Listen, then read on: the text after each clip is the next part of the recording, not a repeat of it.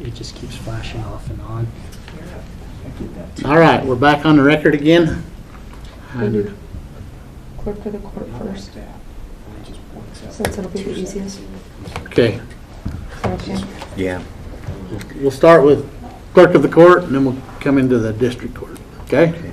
Really, for clerk of the court this year, other than a couple of changes that we're not quite sure of yet,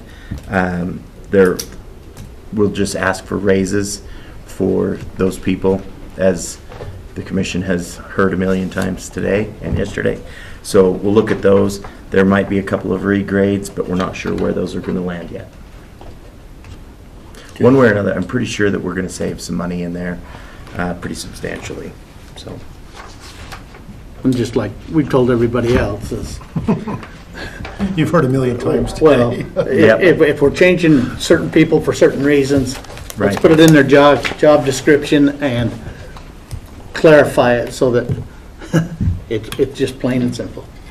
And then We did. education. Yeah, we did put in there, on this sheet, there is included more education and travel for a couple of those ladies that haven't been in the past to any sort of leadership training or anything like that, that we'll want to send them to. It's line, 445 or 440. yep, 440. It's up to $1,500. Yeah. Puts us to $5,000 for that travel. That's it. Okay?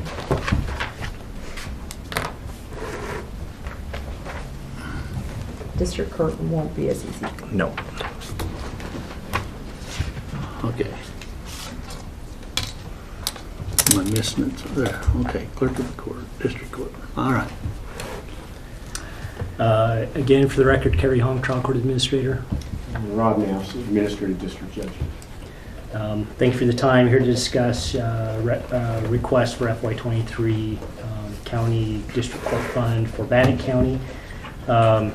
Again, our primary request is to look at recruitment and retention of qualified employees using a similar metric, requesting a 6.6% cost of living just based upon inflation for all non-attorney employees in the district court fund.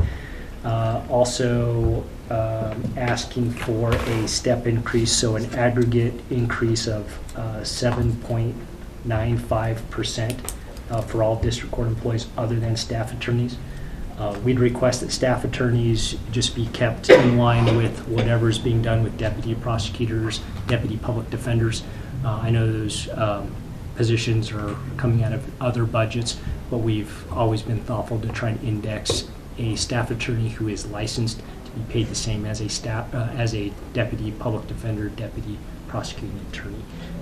So on these sheets, we've got two individuals that next to in the comments, it says index to PA and PD. There's Yes. no dollar amounts in there. Correct. Those dollar amounts are going to need to be filled in. Okay. So when you look at the A budget total, that does not include those two individuals. So just note that, if you would.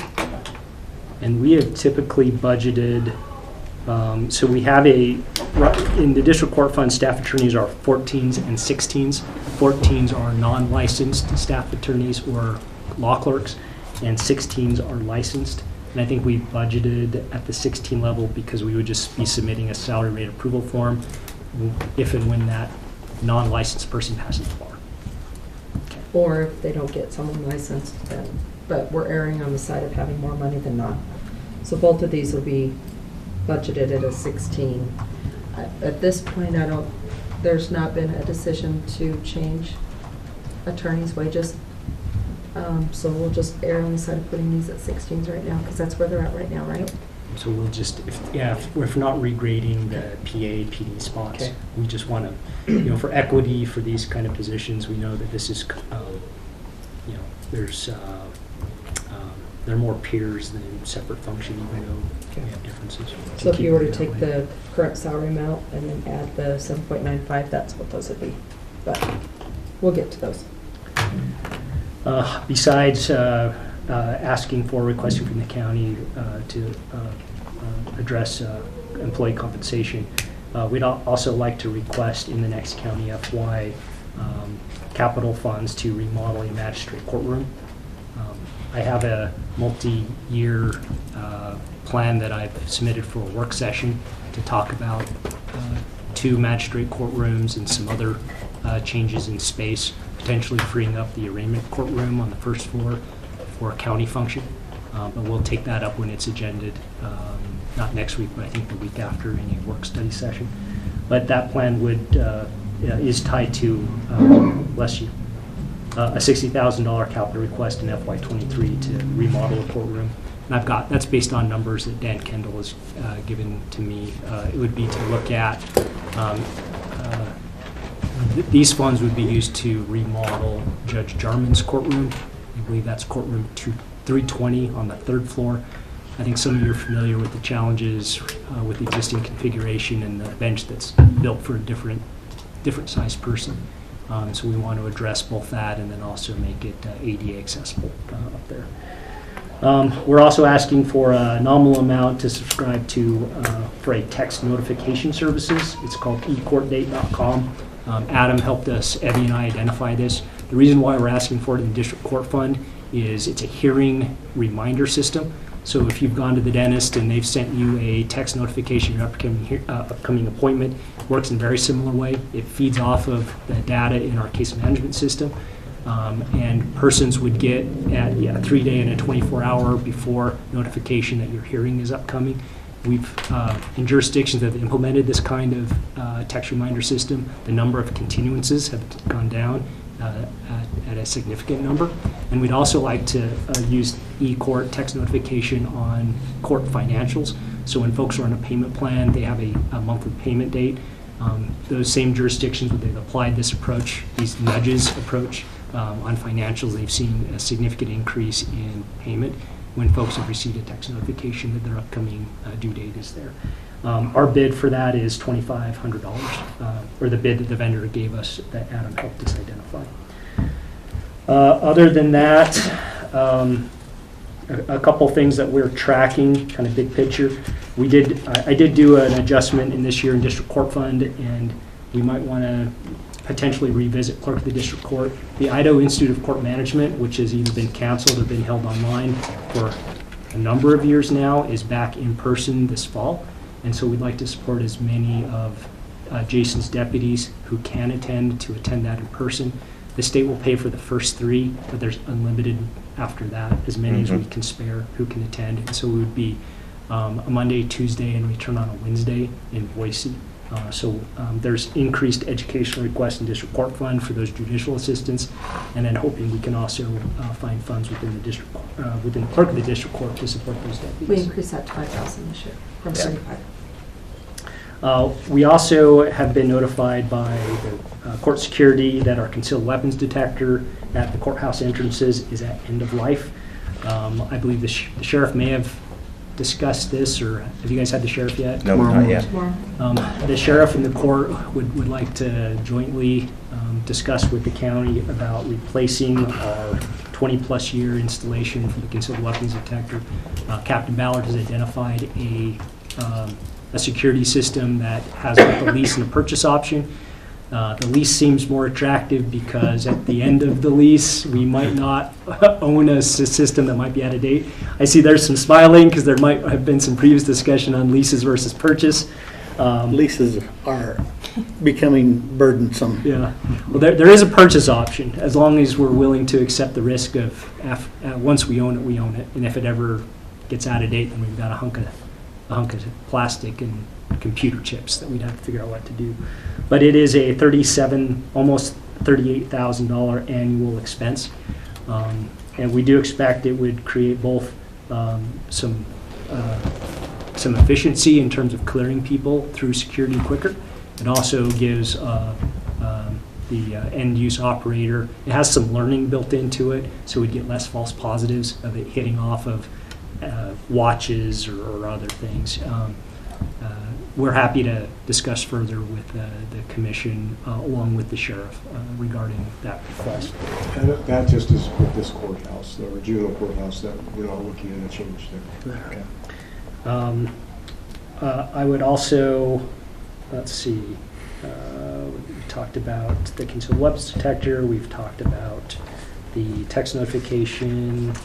And we've talked about the IICM. We do know that we're going to have, you'll see some increased costs, that we've been notified by the prosecutor's office that we're expected to have a grand jury, request for a grand jury. Grand juries can have as much as a 6-month term. This is related to one of the investigations the prosecutor's office is currently looking at, but he's given us heads up to prepare for that this fall. And then I've also been informed that one of our long-standing cases, the Comfort case, is set for jury trial in January. So we expect that to go to resolution. I think we have it set right now for 3 weeks in January for Comfort. So you'll see, this is one of those things that we have to plan for contingency on it. I mean, that case might settle, it might go, and it might go the full 3 weeks. So we always keep that capital case or complicated case miscellaneous to help us cover at a district court fund those kind of extraordinary costs that we just have to get done, because that case happened here in Bannock County and it'll get resolved here in Bannock County. It's no longer a capital case, so the capital case fund no longer pays. So that's the other part of it too. Okay, questions? Thank you. Yeah. Appreciate you listening. I know we throw a lot of information at you, and I'm sure that's true with every department. These are exciting times in which we live. Christy, did we need to have conversations in this meeting about our trust requests, or is that Yes, separate? actually, yes. Okay.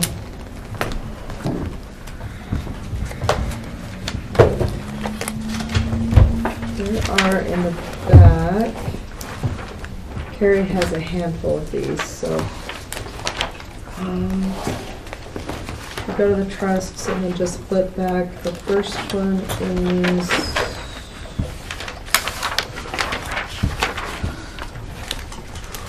court monitoring.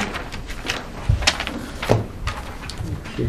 It'll be for you guys 329861.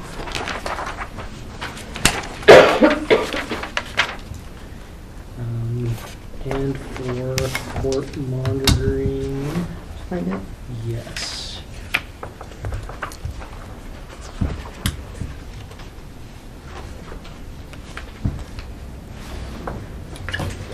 I'm gonna have to get some reader glasses here pretty soon. I did put in 50,000 Yeah. in there, right? Mhm. Yes. And for a second, it looked like it was just all zeros. Okay. See, So- to me, that would either be a 6, a 5, or an 8, so. So court monitoring trust has a couple different revenue streams pointed at it. Historically, monies collected from offenders for drug testing was deposited there. Also revenues that are part of funds charged to defendants on certain offenses to contribute to an interlock account. Those monies are also deposited in the court monitoring trust. Currently, right now, we primarily use the court monitoring trust to cover drug testing. Going back a couple of years, we entered into an agreement with AverHealth to do our drug testing, both for our treatment courts, our probation and pretrial. That 50,000 in there is to cover overages beyond what is self-pay or what is covered by the treatment court. You can see in the years since we've done it, we never have hit that 50,000, but we have budgeted at that level just to make sure we're able to cover our bills on it. And we don't have any changes that we'll see happen. Actually, for this upcoming FY, the state has increased the amount of drug testing money from the state that will come to the county. So we kind of seeing that requirement to go down over time. But we've also been operating under some reduced drug testing during the pandemic. And as we come out, we just want to make sure that we're able to cover costs there. And the next page is court facilities, and there's 60 in there. I think right now our cash balance in court facilities is right at 41. I think Caitlin and I were just checking on this late last week. We were at 41 or 42,000. This is tied to that multi-county FY proposal I'm putting on or have asked to be put on the agenda to remodel magistrate courtrooms. So we'd like to do one potentially this year and use the facilities trust. Then we'd like to have sufficient budget authority in next FY. We get between Historically, we've gotten right around $4,000 a month that goes in that facility trust, so $60,000. If we spend it down completely this year is probably more spending authority than we need. But again, I'd rather have a little additional spending authority to give us flexibility in the facilities trust. These can't go cash negative, so. The one below that is domestic violence, 23,000. In the domestic violence trust, the revenue coming into there is primarily monies that are cost recapture from family court services, which is a little bit of a misnomer of why we call it the domestic violence trust. But we're depositing monies from the focus on the children class, that persons who are in a divorce or modification that they go to if there's children involved. And the revenue goes in there to support historically the cost of facilitating that class. However, we moved that class to an online version that's hosted in the 3rd Judicial District of all places. The $23,000 request I'm asking in there is to help us, if the Supreme Court isn't able to help us, to create our own for our judicial district, so we don't have to depend upon the largesse of the 3rd Judicial District to allow us to continue to use it. So basically, instead of requiring parents to come here to the courthouse in person, there's an online learning module that breaks out the 2-hour session into kind of adult learning based 15-minute chunks, the little testing component that happens as people move through it. It's all modeled after an Idaho Supreme Court approved Focus on the Children curriculum, and we would like to build that out and develop here if the Supreme Court isn't able to accomplish it for us. And then domestic violence evaluations, is that one? Yeah, that's zeroed out. Okay. Going way back, it was for restitution for persons who received the DV evaluation, but we've stopped using that trust. And I think the cash balances should be 0 or close to 0. We'll look at that one. And then the last one is the felony drug DUI alumni fund. Do we need to zero that one out and move those funds? I think we still have a limited amount. I know Misty was working on a spend down plan, because really those funds are dedicated for the graduates of DUI, felony, drug court to plan pro-social activities. And so it's as they plan those, then we attribute those costs. It's their money. They've kind of fundraised and collected donations for it, and we are just holding that account, but we let them plan and spend it down. Hasn't Currently, been anything for the last 2 years. In fact, the alumni have just started meeting again. So they haven't been scheduled for this coming year. So okay, so we'll look But at, nothing's requested of it no, right nothing's now. requested, so we'll look at what the cash balance is and just throw that in there. Budget to cash balance. We love to spend it down, and then Yeah, That's the goal. okay, because we're not adding dollars to it. okay.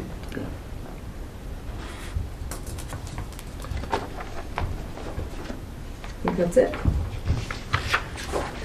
I do have some for our drug court balances in those drug court accounts. You want to talk about those here as well, or you want to bring those up separate? We Our can participant fees? do those, the drug court in the past, we haven't ran through this, Okay. but if the board is interested, some of that's flow-through money, some of that's just problem-solving courts, right? Yep. I'll be real quick. I'll You give got you some just a little. information? I always like an opportunity to educate. So when we look at our drug court accounts, Idaho code allows counties to have a district drug court fund, and monies pointed on this are kind of coming from 2 different directions. We have monies that come from participant fees. So persons who are in treatment court, they pay a monthly amount. It varies from court to court. That money is dedicated by statute to support and has to be restricted and spent to the operations of treatment courts. We also have money that comes from the state. So the 6th Judicial District sends money every year for coordinators, for drug testing, and then also for treatment. The treatment money we don't actually see. We draw it down from reimbursement.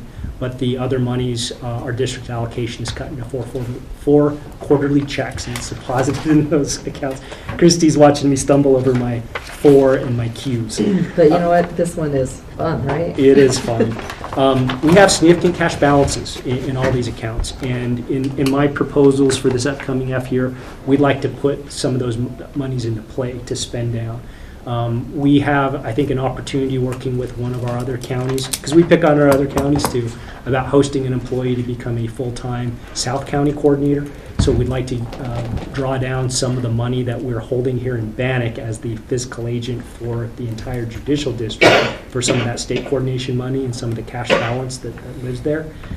We'd also like to start drawing down and pushing out some of our cash balances built out over time for the drug testing money that has been built up here. We're in a great position in terms of our allocations coming from the state. Both the coordination allocation has increased and the drug testing allocation has increased, so we're in positive territory there. I think that the item I'd like to bring most to the attention of Jason and the commission is the two positions that we have funded within these accounts. The problem-solving court coordinator who does the felony DUI court, Misty Humphreys, and then Katie Avehauser, who coordinates the juvenile drug court, the family treatment court, which is a child protection drug court, and the wood court. Those positions come out of here, half of Katie's and 100% of Misty's.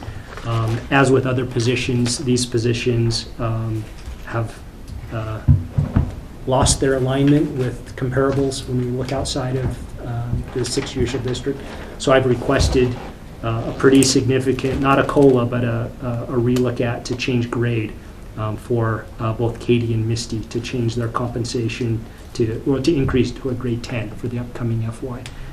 Those changes in grade, and then also a retention stipend or a stipend to be paid out to each one of those positions.